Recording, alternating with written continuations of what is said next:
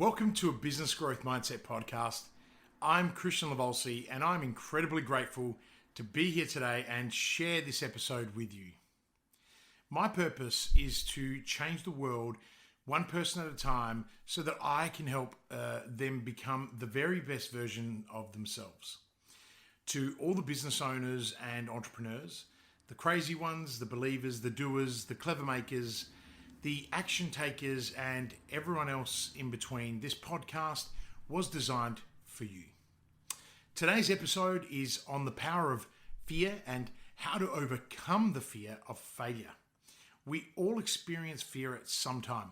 This may not be always negative, but there will be a gap between what you want to do and where it is now. And this is the opportunity gap.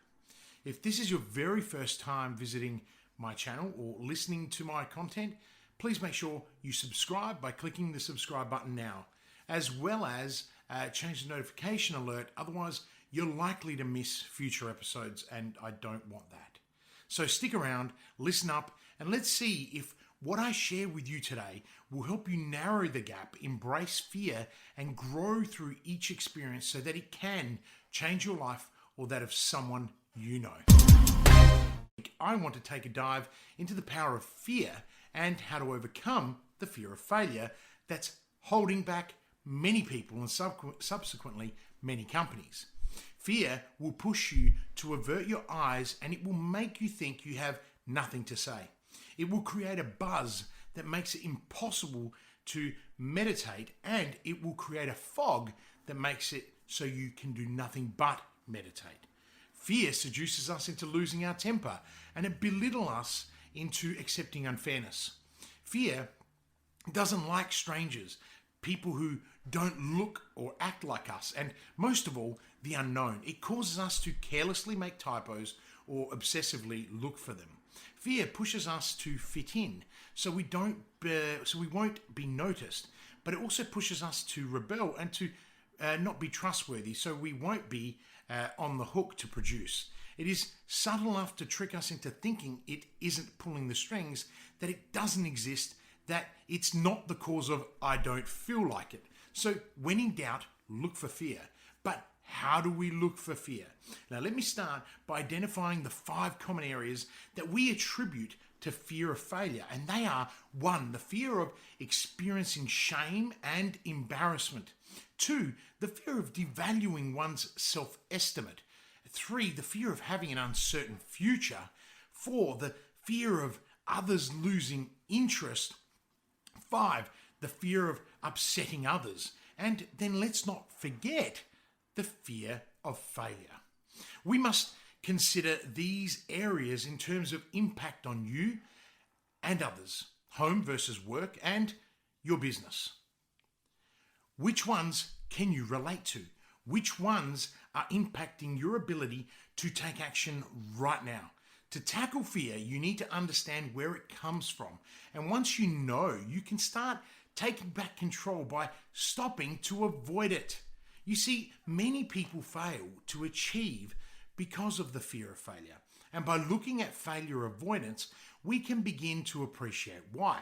So you have some context. The model of failure avoidance is based on a cascading framework with success orientation at the top, near the left, and failure acceptance at the right, at the bottom. Success orientation is all about a success focus, effort attributions, perceived control, high and stable self-belief, resulting in achievement, persistence, self-regulation, future plans, and resilience. Whereas failure orientation is all about a focus on failure and self-protection, helpless attribution, perceived lack of control, unstable self-belief and self-doubt, anxiety resulting in withdrawal, poor achievement, low persistence, and low resilience. This is further represented with 3 stages of failure avoidance that include: 1, overstriving; 2, defensive pessimism; and 3, self-handicapping, which all lead to learned helplessness, which is failure acceptance. So how do people deal with failure? Well, if you look at regrets, we can split it into two sides. One, using regrets as fuel, and two, using regrets as a way to hold us back and not letting ourselves move forward. Now, you see, most people, and I mean it, most people use regrets to hold them back. They paralyze us in the face of possibility. We don't want to do something if it reminds us of that black hole that we have in the past or the pain that we felt at that time. Whereas the minority, those who adopt a growth mindset, and even more so, those that have built up resilience, use regret as fuel. For example, if regrets about yesterday's decisions and actions help you to do better work today, then they've served a useful purpose. Now, if you are struggling with the power of fear and the fear of failure, then it's useful if you can forgive yourself, because the regrets that you're carrying around are keeping you from holding on to the possibility that you can contribute even more tomorrow. And I promise you, everyone has the possibility to contribute from their failures. All you have to do is look at some of the most successful people in the world, and they will openly tell you of a time and place when they failed and how it made them a better person and ultimately led them to success. In fact, they will tell you of many failures that led them to their success. Now, let's take Regina Dugan in her TED Talk in March 2012. She says, "Failure is part of creating. We cannot fear failure and create new and amazing things. When you remove the fear of failure, impossible things suddenly become possible." Now, she goes further by saying, "I'm not encouraging failure. I'm discouraging the fear of failure." How awesome is that? The biggest mistake people make is they hide. Yes, they hide. This is another mechanism to deal with the fear of failure. When in doubt, look for fear, right? Are you hiding? Many of us hide from change. We hide from the responsibility and from the prospect of feeling foolish. We hide by avoiding things that will change us. We hide by asking for reassurance, and we hide by letting someone else speak up and lead. Many people spend their life living in fear of feelings. We are so blessed that we have overcome so much in 2,000 years, and lucky enough that the things that we used to fear don't happen so often anymore. So now we fear feelings. You see, many people will rationalize in extraordinary ways to avoid coming out of hiding. When in doubt, look in those hiding places. The biggest problem to overcoming the power of fear and the fear of failure is that over time, our dreams and fears combine, and important actions come down to the fear of being ashamed, feeling stupid, being rejected, being left out, getting hurt, being embarrassed, left alone, dying, and the dreams of being seen, being needed, becoming independent, relieving anxiety, becoming powerful, making someone proud, fitting in, seeing as special, mattering, taking care, or being loved.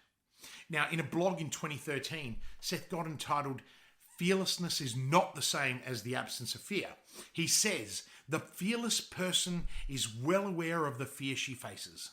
The fear, though, becomes a compass, not a barrier. It becomes a way to know what to do next, not an evil demon to be extinguished. When we deny our fear, we make it stronger. When we reassure the voice in our head by rationally reminding it of everything that will go right, we actually reinforce it. Pushing back on fear doesn't make us brave, and it doesn't make us fearless. Acknowledging fear and moving on in a very different approach, one that permits it to exist without strengthening it. Life without fear doesn't last very long. You'll be run over by a bus or a boss or a company before you know it. The fearless person, on the other hand, sees the world as it is, fear included, and then makes smart and brave decisions.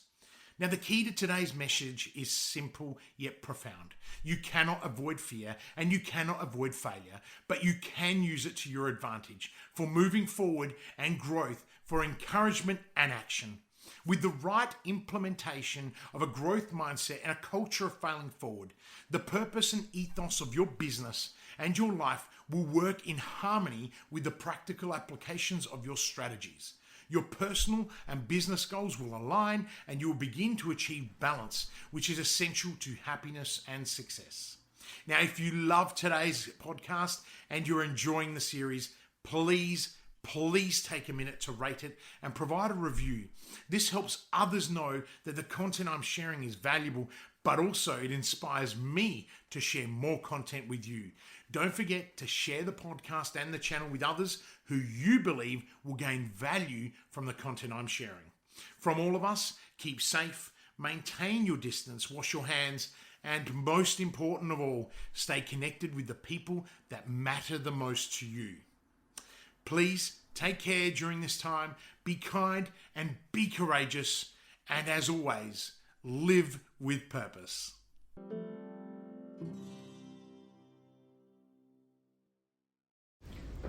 Are you ready to start taking action on your business? Would you like to spend more time with your family? Then call 1-300-643-229 and start building momentum right now. I know you're busy. In fact, you are so busy that you don't have time to work on your business or yourself. Often tossing and turning at night, worrying about the how-tos and the cash flow. How on earth can you possibly get off the hamster wheel so that you can take a helicopter view to see where you'll be in 90 days, 1 year, or 3 years from now? In this program, I will take you from sleepless nights to blissful sleep. You'll have more time with your family and you will have the clarity and direction so you can grow and flourish. Call 1-300-643-229 now and start building momentum.